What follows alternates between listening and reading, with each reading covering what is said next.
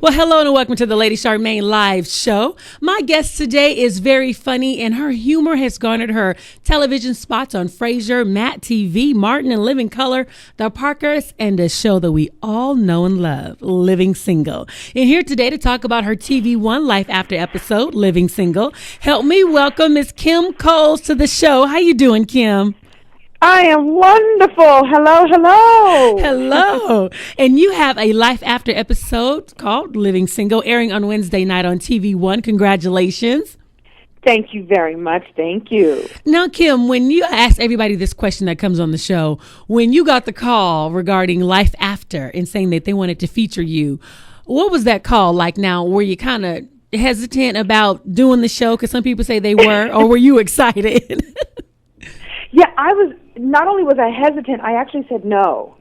I actually said, nah, I just don't feel like digging that deep. And, I didn't know at the time how classy the production company was and how it's not about digging up, look, I don't have a whole lot of bad stuff anyway, so there's not much. I'm relatively clean, relatively. It just was, sometimes you don't want to tell old stories. You want to tell new stories. And so I just wasn't interested in telling any old stories. And I so originally said no, and then they came back to me again, and I did say yes. And then I chickened out and said, nah, I changed my mind again. And finally we talked about how the show goes, and they sent me some clips of what they had been working on for other people. I realized that my story needs to be told. I get to tell it in my words. And of course there are commentators who tell their opinions of things, and I can't control that, but I can control telling my story. And so I'm glad I decided to do it. You see, that's why I wanted to ask you the question, because a lot of people say, well, several said they said no, and then, I thank God for TV One, very persistent people, and the stories are great. That is why I love the show. Now, you began as a comedian back in the day, and you also appeared on Showtime at the Apollo. What made you want to become a comedian? You know what? I watched a lot of TV as a kid, and I was so influenced by everyone from Carol Burnett and Lucille Ball to Bill Cosby and Flip Wilson and Richard Pryor and George Carlin, and I just was like, I was just so influenced, and Bugs Bunny for that matter. I was so influenced by these styles of comedy, and I found myself actually in high school using comedy to win friends and influence people. I didn't know that's what I was doing. I just thought I was making them laugh. I didn't know that it was going to make me popular. And through a series of, dropping in and out of college 100 times and not really knowing what I wanted to do, the last time I dropped out, I started sort of doing a little modeling, and one time the MC didn't show up, and they were like, Kim, you're funny, go entertain the crowd.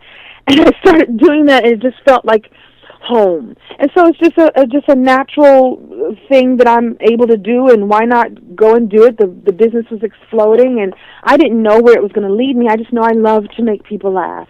For me, laughter equals love. It's really just a wonderful connector, and I enjoy doing it. Now, Kim, where did you grow up? I grew up in Brooklyn, New York. Did you?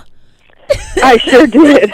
Because you don't have that thick accent. Sometimes when people are from New York, they have an accent and you can kind of tell they're from the East Coast, but you don't. I know I don't talk like that, but I could talk like that if I have to, you know what I'm saying? I don't, that's not how I get down, because what happened was my mother was a teacher, right? My mother was a teacher, and she was like, you can't come in the house talking all like that and stuff like that. So I was like, and there's many different New York accents. That's just one of them. Well, okay. So, yeah. Now, so I have it in me. I just don't use it that often. Now, how did you land? Because, Showtime at the Apollo is huge. So whenever you say you share the stage on Showtime at the Apollo, how did you land a spot on the Apollo?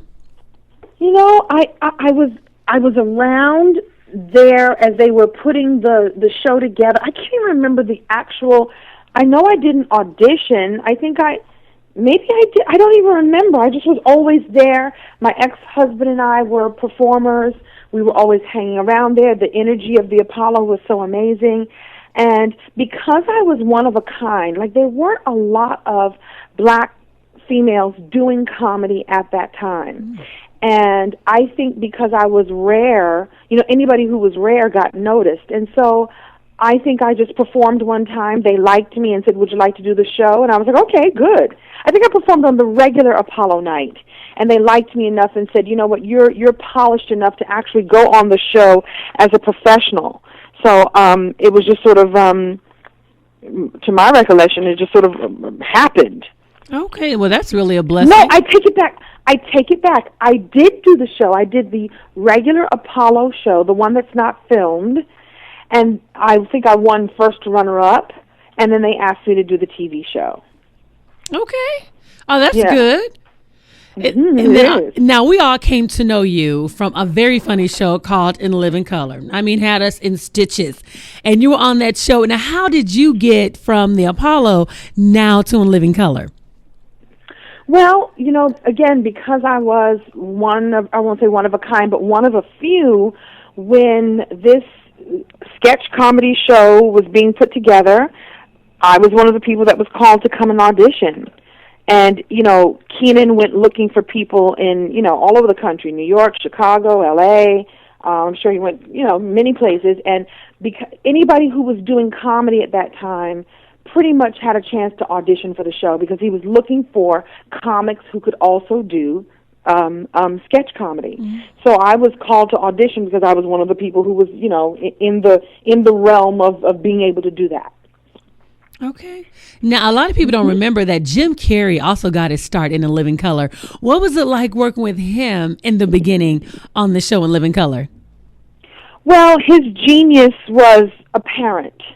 It was apparent. I'm not surprised that he's blown up as big as he has. He's just really a unique performer and has so much inside of him to bring out. So it was fun. You know, he just was sort of definitely one of a kind and definitely has this mind that works very differently from everybody else's.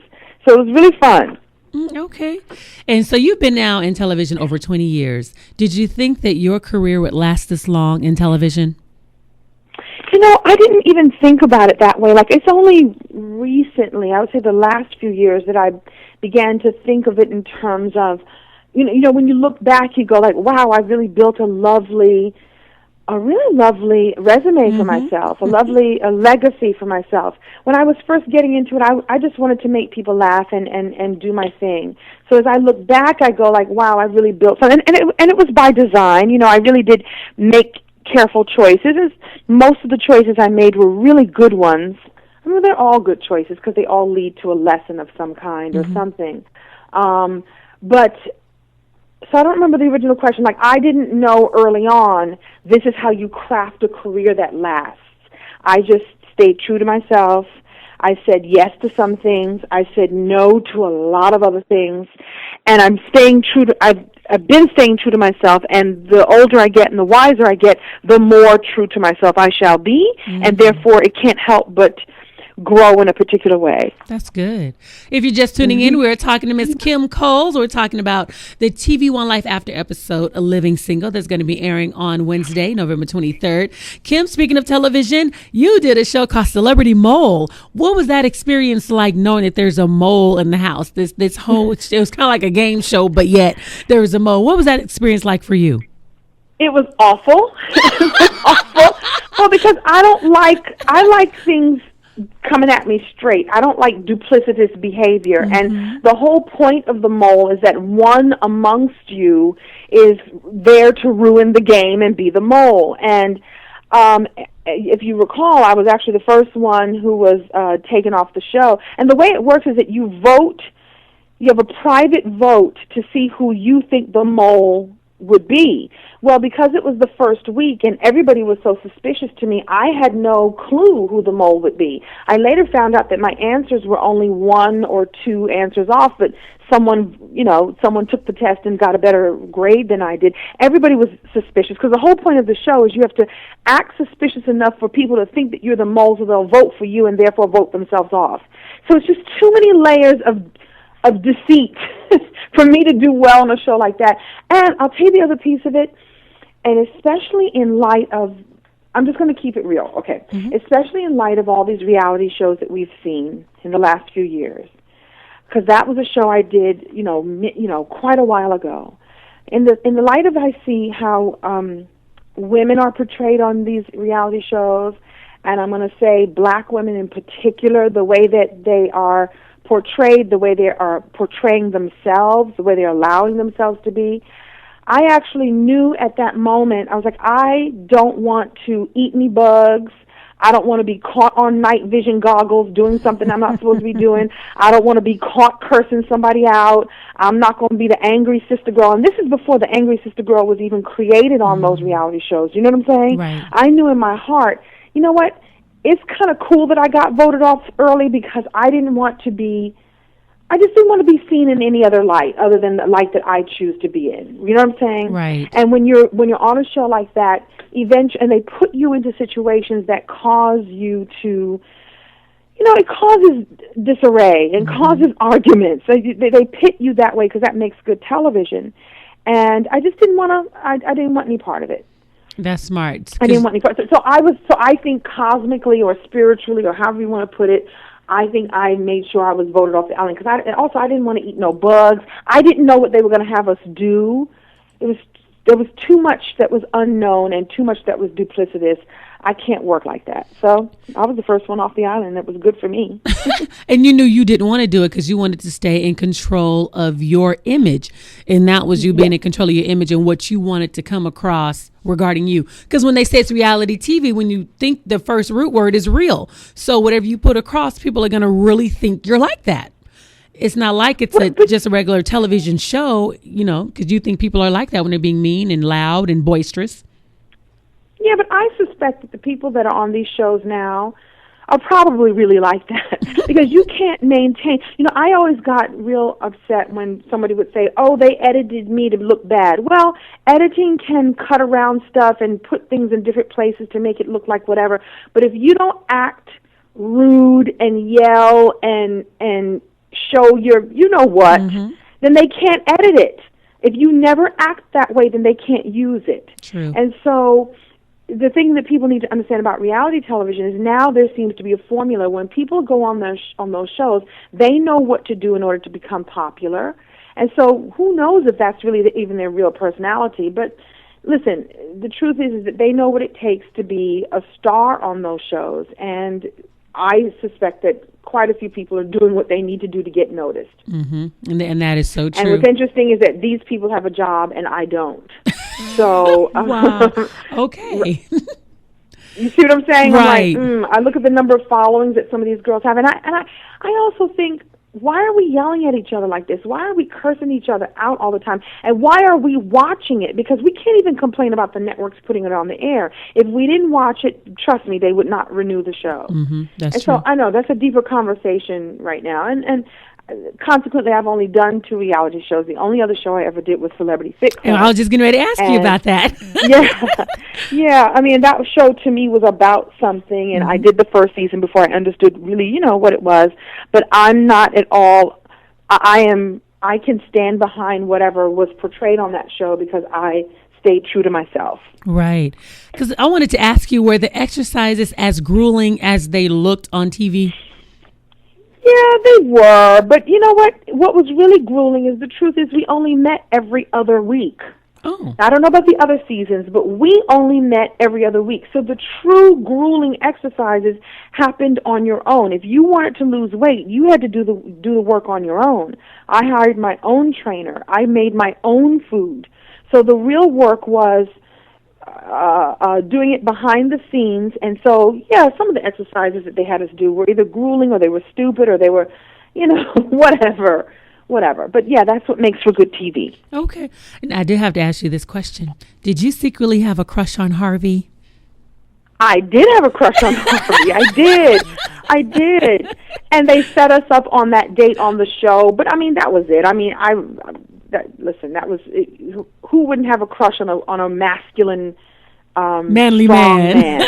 So yeah, I had a crush on him, but nothing ever came of it. It was just a crush, and that was the story that they decided to tell about me. Each reality character on these shows, they pick something. So someone is the argumentative blah, blah, blah. Someone has the crush on so-and-so.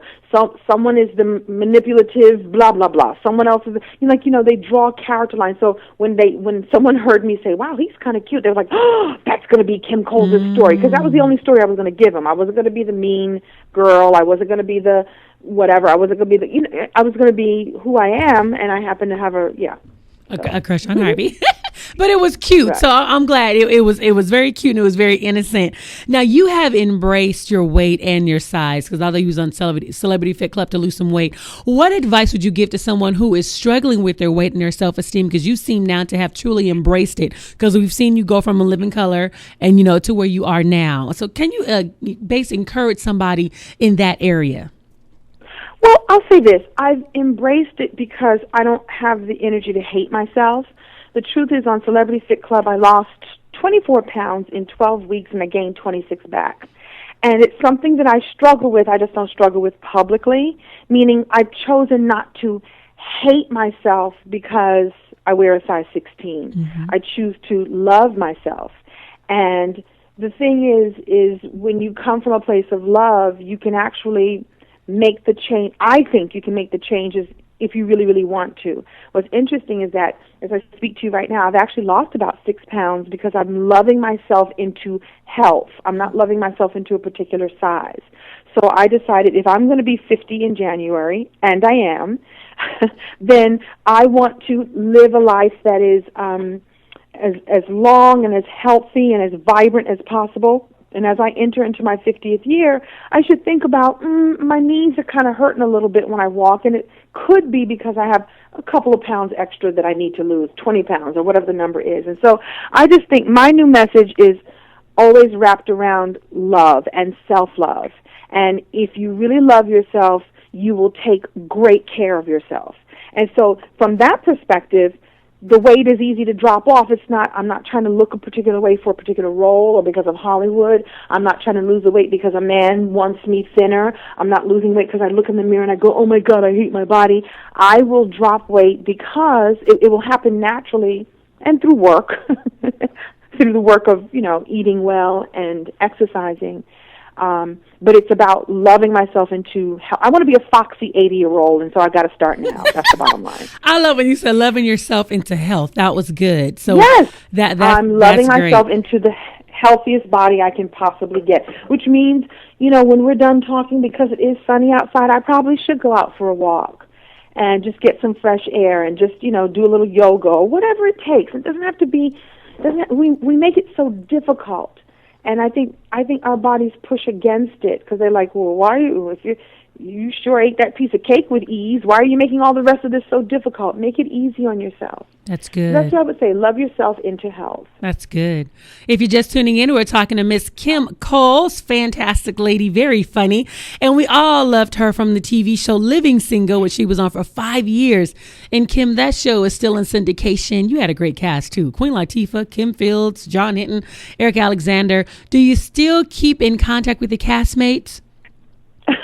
Not only do I keep in contact with them, I just posted on YouTube a video that was taken at T.C. Carson's house because T.C. and Erica, Kyla Max, share the same exact birth date. November 19th is their birth date. And so I took a little video at a little get-together that they had, and I just put it on YouTube. So you could maybe I'll give you the link, and you can give it to your listeners. It's just so funny to see the two of them. So, yes, we do keep in contact. I'm particularly close to Erica and TC. I'm very close to Overton also, John Hinton, who I speak to regularly. And Kim and Latifah, I don't get to talk to as often, but when we do, it's all love, all hugs, all, how you been, where you been, what you doing? So it's all love. You don't spend that much time together and not have a real healthy love and respect and wish, well wishes for each other.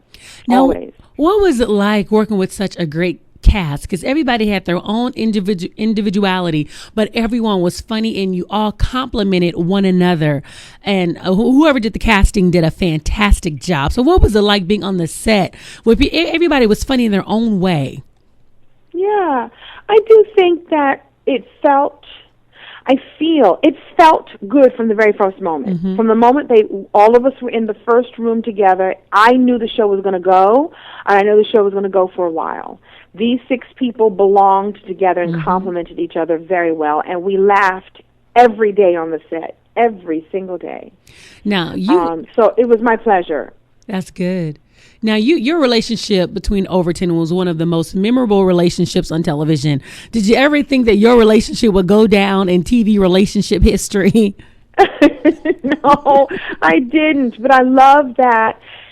You know, not too long ago, I was at an event, and this girl came up to me, and she said, I'm 16, and I watch Living Single. My mom introduced me to it, and I love the show. And, you know, she said there was a time when Sinclair and Overton were deciding how to move their relationship forward and whether or not they should be physical or not.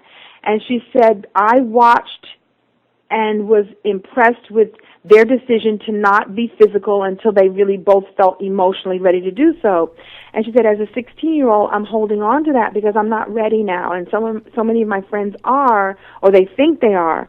And I love that I've chosen to remain a virgin until I really, really do feel ready. And I had no idea that, you know, that choice for that character would help this choice for this young woman. And so I love that. And I remember reading at the time when the show was on that a reviewer said that if Sinclair and Overton were on a show that wasn't a black show, that we would be nominated for Emmys every year. And that's so sweet. Now, of course, that's his opinion, but I think it's sweet that we were the way we were. We were a particular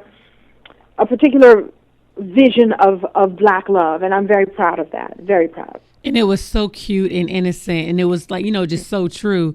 Now, Kim, you have a new name. You are no longer Kim Coles. You are now Kim Coils. You rocking a new look. You decided to go natural and natural at 49. So tell us about this great story. I watched the videos. I seen your YouTubes. I seen them. Yeah, you know, I had looked the same way for so long, and I've been relying on my hair, my store-bought hair to make me feel good. And about 2 years ago, I got the inkling, well, I would say now 3 years ago, I got the inkling it was time to change. I didn't know what to change to. And I just started investigating what would it be like if I just cut all this hair out. And so underneath my braids, I let my own hair grow, because I always kept my own hair very, very short underneath the braids, because that way the braid could be short and the hair flowing could be long. And so I told my hair braider to not cut my hair for a while, and I let it grow out. And then December 27th, 2010, I cut out all my extensions. And it was the most freeing thing and most liberating feeling ever. And I'm not a person I'm pro-natural because I'm pro-natural for me and pro-natural for the conversation that follows. I think you should do whatever you want to do to your hair, and I don't judge or condemn or any of that, but I was clear that I was hiding from my own hair. Not my heritage, but I didn't like my hair, because the symbols of beauty, particularly in this society, are not our hair, not our noses, not our skin color. And when I say our, I mean black and brown. Right. Mm-hmm. I think that the symbol for beauty is more Eurocentric. And I am clear that I was putting a hair texture into my hair, braiding into my hair, a hair texture that was different from my own because I thought it was more beautiful than my own. And I decided to stop, and again, back to the self-love. What would happen if I just loved my hair the way it is? And I can choose to change it if I want to, but in this season, I need to look in the mirror and see how my hair grows out of my head. And I've been completely delighted and overjoyed. I had a few moments where I was like, oh my God, what have I done? But I love it. It's mine. I'm learning what to do with it. I know how to handle it. I know when it's going to look good and what products to put on it, and I'm loving the journey. I'm so glad I did this. And that's so glad. good. Yeah, you know, watching you while you were getting your hair done, like you said, you're going to be natural. You will put some hair color over that gray, but he said that's the only thing you're going to do. Yeah, because I'm not going to be gray and natural. I'm not ready to be. Also, because I'm 50, but I don't really look 50, and I do think in terms of casting, I think I do need the color. Listen, I'm really gray. But gray will come out in a couple, maybe when I'm 60, I'll let the gray come in. You look fabulous at 50. I mean, you do. When I was watching your videos, and I'm like, I cannot believe she is 49. Now, do you do anything special to continue? I think your spirit, too, because you have a very youthful spirit, and I think an individual's spirit has a lot to do with their outer appearance. And Very I think, so. yeah, because, if you're a sad, sour kind of person, you kind of look old. If you worry a lot, you don't look like you worry a lot. And I think that it has a lot to do with how you look on the outward appearance. It really shows. Well, I'll tell you, I do worry a lot. Do you? I'm a natural worrier. I really am. I do. I'm a deep thinker, more so than people know. Like, I'm always thinking. I'm always sort of planning. And am I saying the right thing? Am I doing the right thing? I'm really, I want to, I'm always thinking. And I do worry, but I worry less now than I did years ago. And I worry, but I'm actually joyful. So I think what you're seeing is like whatever worry that would put wrinkles on my face, the joy from the inside out is what really pushes through. That no matter what, I'm happy with who I am. I'm grateful to be me. I'm grateful to be here on this earth as Kim Coles. I wouldn't want to be anyplace else. I wouldn't want to be anyone else. And I think that's what you see. You see just a sort of a natural contentment that's there. And I work at it. I really do work to be grateful actually, you haven't asked about it yet, but I'll tell you that what I did was I developed this program, this project I call Open the Gifts, and you can actually go to openthegifts.com and get more information about it. But what it is it came out of a time when I just wasn't feeling really good about myself, and life wasn't going the way I wanted to, and my relationship was breaking up, and I wasn't working, and I thought that I was, in Hollywood, you're almost as good as your last job, and that's it. People sort of toss you out the window. And I started working on what is it that I really came here to do, meaning here on this earth to do. And whether or not I'm on TV, I can still do that. I can still be joyful and make people laugh. And so I developed this project called Open the Gifts. And gifts are the gifts that we all have inside of us, meaning our purpose and passion, the thing that you came here to do, the gifts that we get in the lessons. The gifts that we get in the lessons, like what happens and how it happens and how you deal with it and how you grow from it, makes all the difference in the world. And then it's about the gifts that you get when you are purposeful and passionate, when you do what God sent you here to do. Let's just break it down. That's what it is. And so much happens for you when you live from that space. And so I shouldn't be a marine biologist. I'm not passionate about it. I'm not interested. It's not something I want to do. So I shouldn't be doing it. I should only be doing what I came here to, what I'm supposed to do. It what makes me passionate, makes me feel good. And so anyway, and by the way, the reason I say this is that GIFTS is also an acronym for gratitude, intention, forgiveness, triumph, and self-love.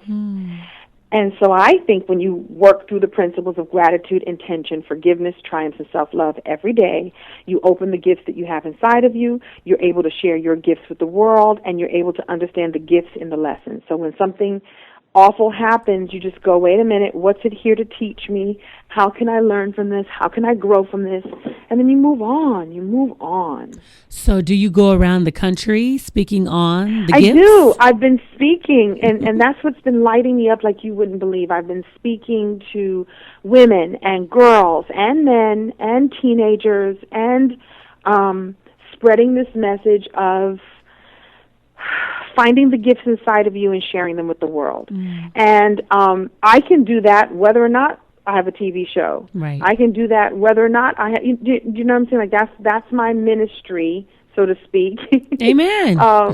Whether or not something else comes along, I can do this. And so that feels really connected and wonderful for me, and feels like it's in the right, like I'm in the right place.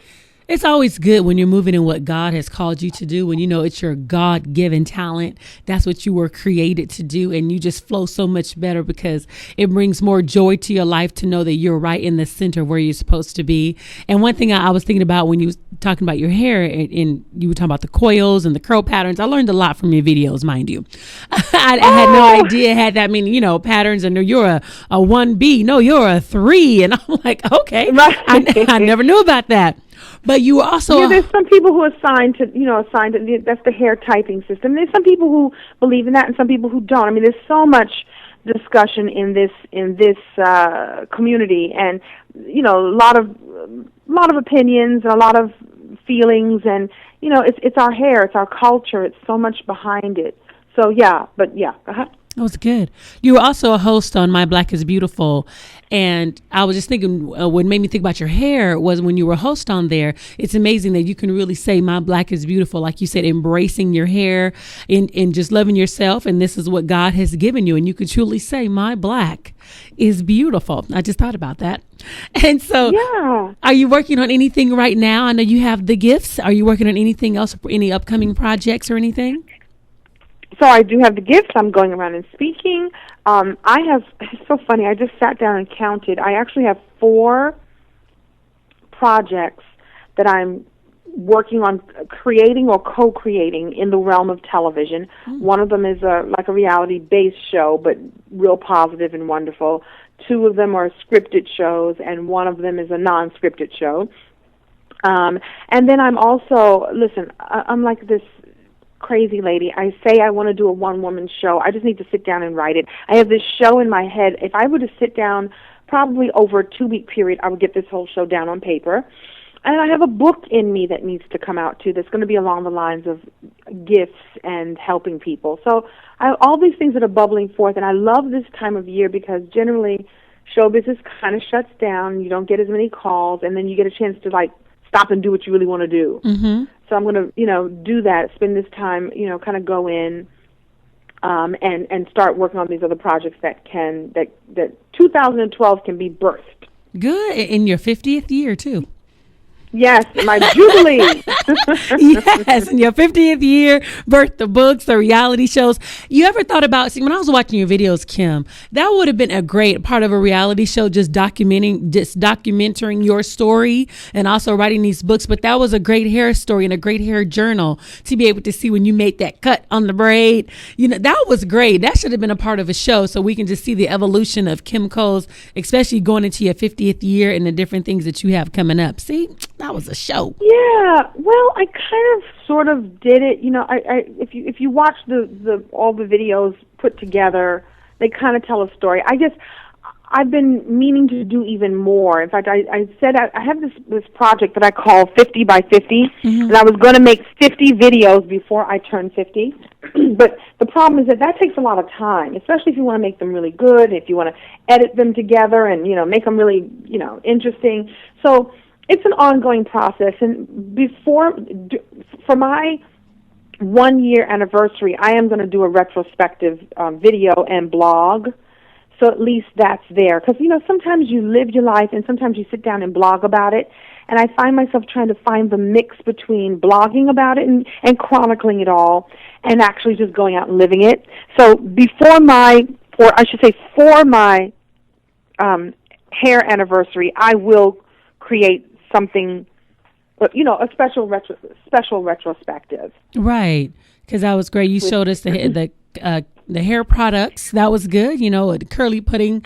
I saw that on your site, and it was just amazing what I've learned. I think that was a great journey for you. And I just want to say, go ahead. And I was going to say that I'm actually doing something. I won't tell you the name of it yet because I want to wait till we have our logo planned.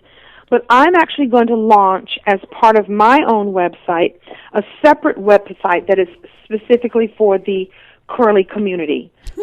So look for that to launch in 2012. I'm just trying to get. It's so funny how God works. I was last night with Erica Alexander and her husband and T.C. Carson, and Erica's husband is a really amazing graphic artist. And I was sitting thinking like, oh my God, I need a logo for this new company I want to have. He's practically my brother-in-law, and he's saying to me, Kim, I want to sit down and hear what you're working on. I want to help you. He used to work in advertising. He's a fantastic writer and an amazing artist. I have someone who's practically in my family who's like, I'm ready to help you. What do you need me to do? So all that to say, so you'll see more about that. And so year 2, you'll see me chronicling my hair journey even more. See, that's good. And one other thing I learned about you was when you said the curly hair community and you went to this party that was in Atlanta with all the natural ladies. It was just amazing. I don't know. I said, this is a whole new world. I had no idea. Everybody's celebrating their hair. Yeah, it's huge. It's huge. And, you know, we as women spend billions and billions of dollars on beauty, and we as African American women spend billions of dollars on our hair. Mm-hmm. And so it's a huge community, whether you're natural or not, whether you have a weave or not, whether you have relaxed or not. It's a huge community because huge conversation because we spend a lot of money and a lot of time doing our hair. Mm-hmm. And so if people wanted to find out more about you, what is your website? And you give us your YouTube page so they can watch the videos. I know you do have some on your website if you're on Facebook or Twitter. Yes. So my Twitter is at Kim Coles, KIMCOLES. My Facebook is, what is my Facebook? I'm going to be looking at it while we talk. My Facebook, I think it's The Real Kim Coles. I think. It's got to be, right? And my YouTube is definitely The Real Kim Coles. Okay. And I have sort of a fun little channel there. And I, talk about hair. I talk about life. There's actually a little clip of me speaking. The video is called Kim Coles Has Something to Say. Okay. And what's your website?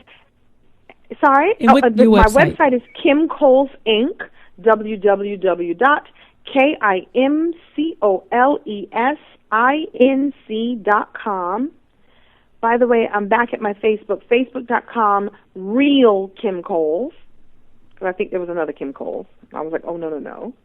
I'm the Real Kim Coles. So it's Real Kim Coles Facebook, The Real Kim Coles YouTube.